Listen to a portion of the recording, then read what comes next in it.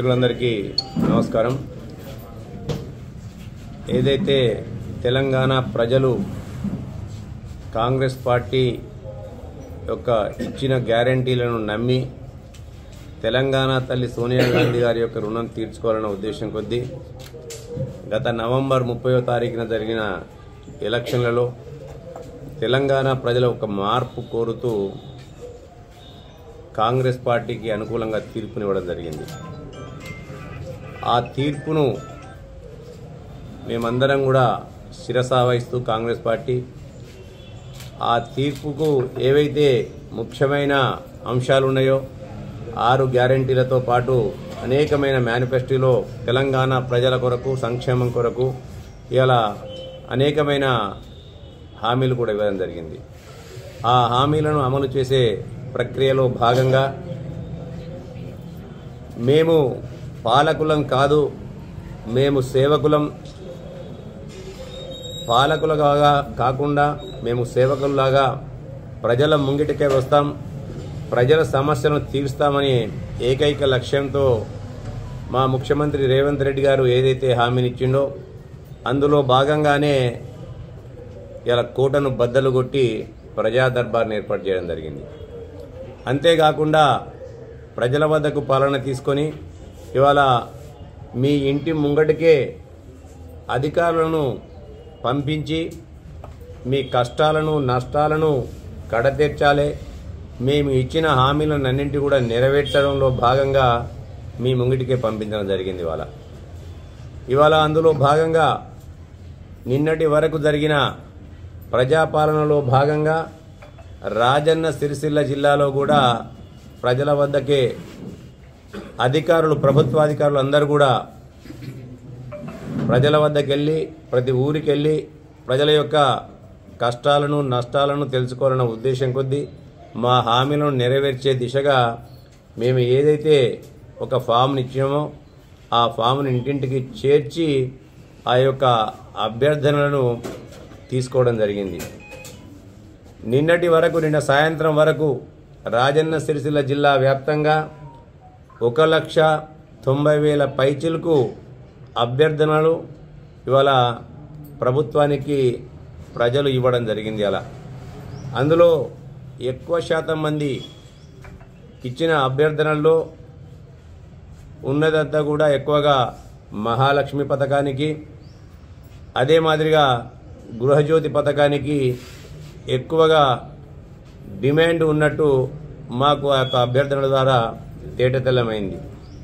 దీనికి తోడు ఏదైతే 6 గ్యారంటీలు ఇచ్చామో ఆ 6 గ్యారంటీల్లో కూడా వాటికి కూడా విపరీతమైన స్పందన వచ్చింది. దాంతోపాటు కొంతమంది రేషన్ కార్డుల గురించి, మరికొంతమంది వారి వారి సమస్యల నుంచి కూడా అభ్యర్థనలు ఇవ్వడం జరిగింది. ఆ అభ్యర్థనలన్నింటినీ కూడా సావధానంగా వాటన్నింటిని కూడా యంత్రాంగం క్రోడీకరించిన తర్వాత ప్రతి సమస్య పట్ల సామరస్య ధోరణితోని ఆ సమస్యను పరిష్కరించే దిశగా కాంగ్రెస్ పార్టీ ప్రభుత్వం నిర్ణయం తీసుకొని ఆ 6 గ్యారంటీల హామీ కొరకు, అమలు కొరకు ఏదైతే 100 రోజుల్లో ఇస్తానని చెప్పి హామీ ఇవ్వడం జరిగిందో ఆ దిశగా ప్రయత్నాలు మొదలుపెట్టి త్వరలోనే ఏదైతే ప్రభుత్వం వచ్చిన తర్వాత 3 రోజులకే 2 హామీలను నెరవేర్చిందో అదే మాదిరిగా ఇంకొక 2 హామీలను కూడా త్వరలోనే నెరవేర్చడానికి కూడా కాంగ్రెస్ పార్టీ నిర్ణయం తీసుకుంది. నిజంగా కూడా ఈ ప్రజాపాలనలో వచ్చిన స్పందన చూసినట్టయితే గత ప్రభుత్వాలు ఇంత గొప్పగా పరిపాలించినాయని అనిపించింది. మాటలు కోటలు దాటినాయి, చేతలు తంగళ్ళు దాటిలే.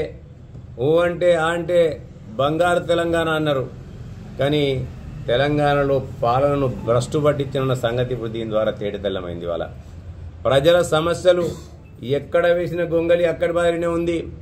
మొన్నటి వరకు ప్రజలు ఇవాళ కాంగ్రెస్ ప్రభుత్వం వచ్చేంత వరకు కూడా ప్రజలు తమ యొక్క అభ్యర్థనను చెప్పుకోవాలంటే ఇవాళ ఎవరికి చెప్పుకోవాలనో అర్థం కాకుండా ఇలా తమలో తామే కుమిలిపోయిన వైనాన్ని మనం అందరం కూడా చూసినాం. ఇలా ఒక గడీల పాలన కొనసాగుతున్న తరుణంలో వాళ్ళ సమస్యలను మొరపెట్టుకోవాలంటే ఒక గడీల దగ్గరికి పోసిన పరిస్థితి ఏర్పడేది.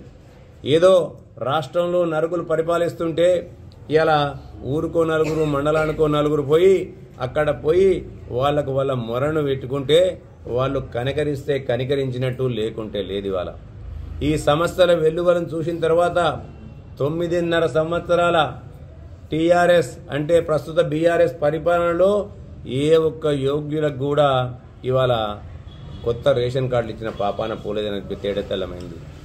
ఏ ఒక్కరికి కూడా కొత్త పెన్షన్ ఇచ్చిన పాపాన పోలేదని తేడతెల్లమైంది. ఇవాళ ఆఖరికి ఇంట్లో పిల్లలు పుడితే పిల్లల పేర్లు కూడా రేషన్ కార్డులో ఎక్కించుకోవడానికి స్థానం లేకుండా పోయిందని పిల్ల తేడతెల్లమైంది.